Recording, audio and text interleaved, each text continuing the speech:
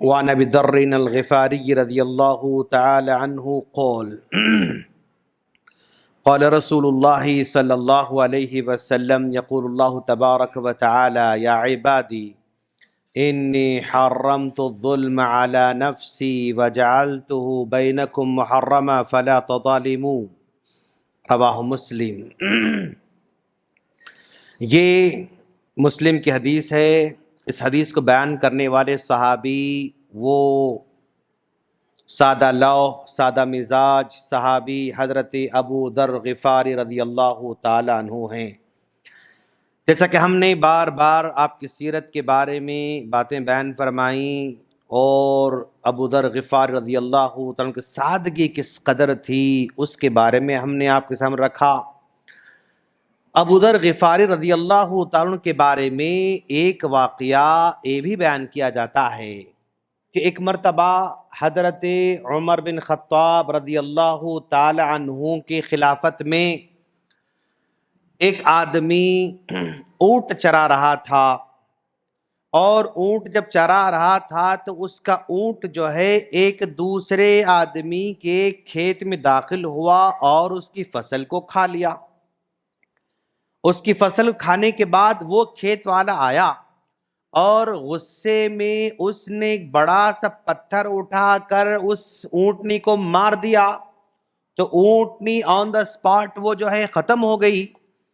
اب یہ اونٹنی والے کو غصہ آ گیا کہ بھائی چھوٹی سی فصل کھانے کے بدلے میں اونٹ کو کیسے ختم کر سکتے ہیں۔ اس نے اسی پتھر کو اٹھایا اور وہ کھیت والے کو مارا تو وہ کھیت والا مر گیا۔ اس نے اونٹ کو مارا اور اس نے اس آدمی کو مارا، تو کھیت والے کے آدمی جو مر گیا اس کے 3 بچے تھے، وہ بوڑے دوڑے آ جاتے ہیں اور آ کر اس کو پکڑ لیتے ہیں اور پکڑ کر قاضی صاحب کے پاس لے کر جاتے ہیں۔ قاضی صاحب پر جا کر کہا کہ اس نے ہمارے والد صاحب کو مار دیا ہے، ہمیں قصاص چاہیے اور جو ہے ہمیں بدلہ چاہیے۔ تو قاضی صاحب نے پورے مسئلے کو سننے کے بعد اس نے کہا کہ تم نے ایک آدمی کو مارا ہے، اس کے بدلے میں اس کے قصاص میں تم کو بھی مارا جائے گا اور تمہارا بھی قتل کیا جائے گا۔ تو اس آدمی نے کہا کہ قاضی صاحب آپ کے فیصلے کا میں احترام کرتا ہوں، آپ کے فیصلے کے سامنے میں سر تسلیم خم کرتا ہوں، لیکن میں گزارش کرتا ہوں کہ آپ مجھے 2 یا 3 دن کی مہلت دیں۔ کیوں؟ میرے جو ہے میرا گھر یہاں سے کافی دور ہے، میرے گھر میں میری بیوی ہے اور میرے چھوٹے چھوٹے بچے ہیں۔ اگر یہیں پر مجھے مار دیا جائے گا تو میری بیوی پریشان رہے گی، میرے بچے پریشان رہیں گے کہ بھئی میں واپس نہیں لوٹ کر گیا، تو مجھے 2 دن یا 3 دن کا موقع دیں، میں گھر کو جاؤں گا اور اپنے بچوں کے لیے رہنے سہنے کا اچھا انتظام کر دوں گا اور ان کے گزارے کے لیے کچھ چیزیں انتظام کر کے پھر واپس لوٹ کر آؤں گا، اور آپ مجھے بدلے میں قتل کر دینا، مجھے مار دینا۔ تو قاضی صاحب نے کہا کہ بھائی تم اجنبی آدمی ہو، اب تم یہاں سے جو ہے 2 دن کے مہلت لے کر 3 دن کی مہلت لے کر جا رہے ہو، تو واپس لوٹ کر آنے کی کیا گارنٹی؟ تم واپس لوٹ کر آؤ گے نہیں آؤ گے ہمیں کیا پتا؟ تو اس نے کہا کہ میں واپس لوٹ کر آؤں گا، میں آپ سے وعدہ کرتا ہوں کہ واپس لوٹ کر آؤں گا۔ تو کہا صرف وعدہ کرنے سے بات نہیں بنے گی، تم کو اگر کوئی ضمانت دیتا ہے، اگر کوئی تمہارا ضامن بن جاتا ہے، اگر تمہارا کوئی کفیل بن جاتا ہے تو میں تمہیں پرمیشن دینے تیار ہوں، ورنہ پرمیشن تو ملنے والی نہیں۔ اب پورے محفل میں یہ ادھر ادھر دیکھ رہا ہے، کوئی بھی آدمی آگے بڑھ کر یہ ضمانت دینے والا اس کو نہیں مل رہا ہے۔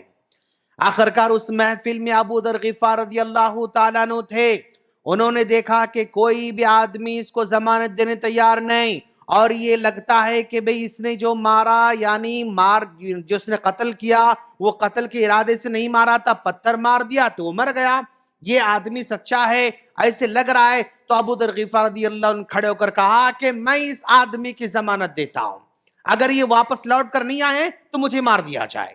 تو قاضی صاحب نے کہا کہ ابو ذر کیا کام کر رہے ہیں آپ؟ جس آدمی کو آپ جانتے نہیں پہچانتے نہیں، واپس لوٹ کر آئے گا نہیں آئے گا کوئی پتہ نہیں، پھر آپ ضمانت دینے تیار ہیں؟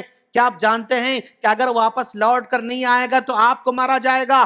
کہا میں راضی ہوں، میں تیار ہوں، اور میں اس کو ضمانت دینے تیار ہوں۔ چنانچہ ضمانت مل جاتی ہے، وہ آدمی واپس لوٹ کر چلا جاتا ہے، جا کر اپنے بیوی سے کہتا ہے، بچوں سے کہتا ہے، اور بیوی کہتی کہ تم مت جاؤ، واپس لوٹ کر مت جاؤ۔ کیوں؟ تم کو جس نے ضمانت دے رکھا ہے وہ بہت بڑے صحابی ہیں، اگر تم نہ بھی جاؤ گے نا تو تمہارے بدلے ان کو نہیں مارا جائے گا، ان کو نہیں مارا جائے گا۔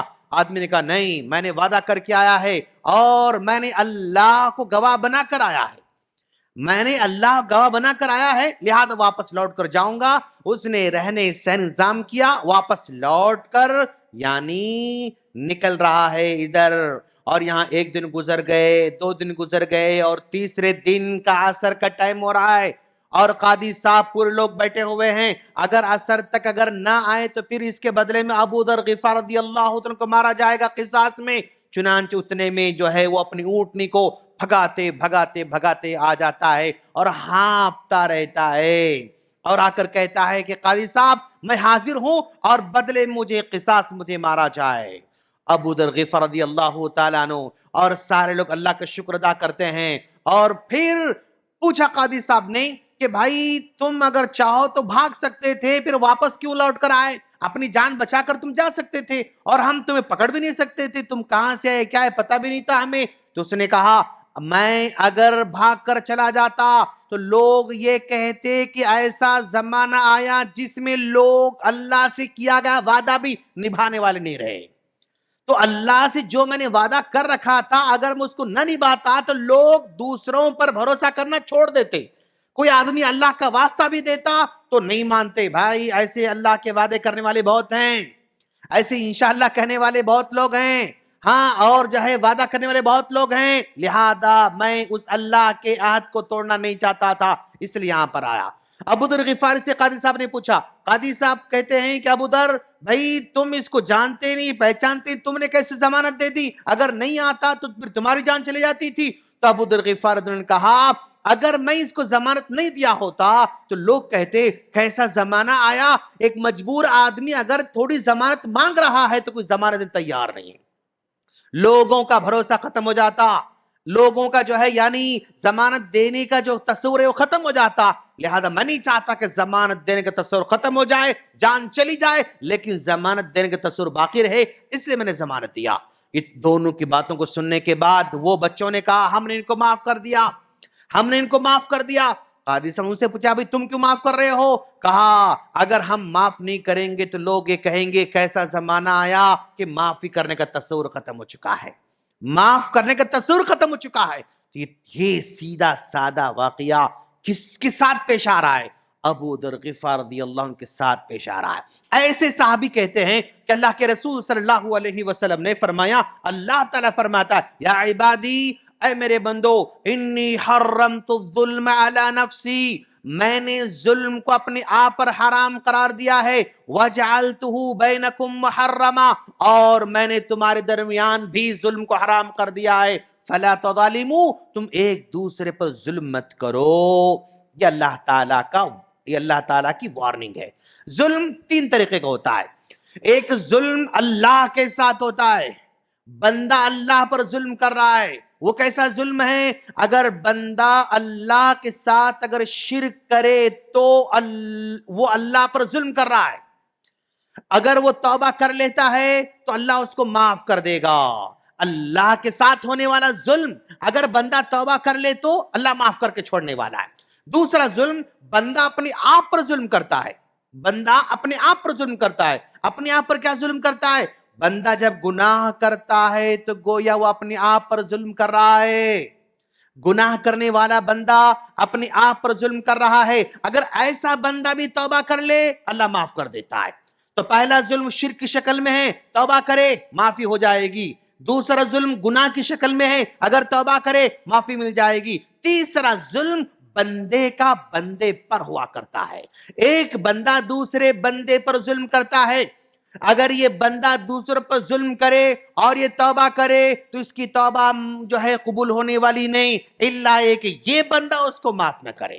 اگر یہ بندہ معاف کرتا ہے تو اس کو معافی مل سکتی ہے، اگر یہ بندہ معاف نہ کرے اللہ بھی اس بندے کو معاف نہیں کرے گا۔ تو ایک بندہ تین طرح کے ظلم کرتا ہے، اللہ کے ساتھ کرے توبہ کرے تو اللہ معاف کرے گا، اپنا گناہ کرے توبہ کرے تو معاف کرے گا، لیکن اگر بندوں کے ساتھ اگر ظلم کرتا ہے تو اللہ اس کو معاف نہیں کرے گا۔ پیارے نبی نے فرمایا، کتنی پیاری بات بیان فرمائی، من اقتطع حق امرئ مسلم فقد اوجب اللہ علیہ النار وحرم علیہ الجنہ۔ اگر کوئی بندہ کسی بندے کا کوئی حق مار دیتا ہے تو اللہ اس بندے پر جنت کو حرام کرتا ہے اور جہنم کو واجب کر دیتا ہے۔ ایک بندہ دوسرے بندے کا حق مارتا ہے تو صحابہ کرام نے کہا، اللہ کا رسول اگر چھوٹا بھی حق مارے تو بھی اللہ مطلب معاف نہیں کرے گا؟ کہا اگر کوئی آدمی کسی دوسرے کی مسواک بھی اگر ناجائز طور پر لیتا ہے تو بھی اللہ اس کو معاف کرنے والا نہیں۔ ایک مسواک بھی اگر وہ دوسروں سے ظلم سے لیتا ہے تو اللہ اس بندے پر جنت کو حرام قرار دیتا، الا کہ وہ بندہ اس کو معاف نہ کرے۔ تو گویا یہ بندہ جو ظلم کرتا ہے، چاہے وہ ظلم حاکم کا ہو، چاہے وہ ظلم جو ہے محکوم کا ہو، چاہے وہ ظلم جو ہے ایک مالک کا اپنے امپلائی پر ہو، امپلائی کا اپنے مالک پر ہو، شوہر کا بیوی پر ہو، بیوی کا شوہر پر ہو، پڑوسی کا پڑوسی پر ہو، دوست کا دوست پر ہو، کسی پر بھی جو ظلم ہوتا ہے نا، اللہ اس کو معاف کرنے والا نہیں ہے، الا کہ بندہ اس کو معاف نہ کرے۔ یہ ابو ذر غفار رضی اللہ تعالیٰ عنہ کی بیان کردہ حدیث ہے۔ اللہ سے دعا ہے اللہ تعالیٰ ہم تمام کو ظلم سے بچنے کی توفیق عطا فرمائے اور اپنی زندگی میں سادگی لانے کی توفیق عطا فرمائے۔ آمین۔ السلام علیکم ورحمۃ اللہ وبرکاتہ۔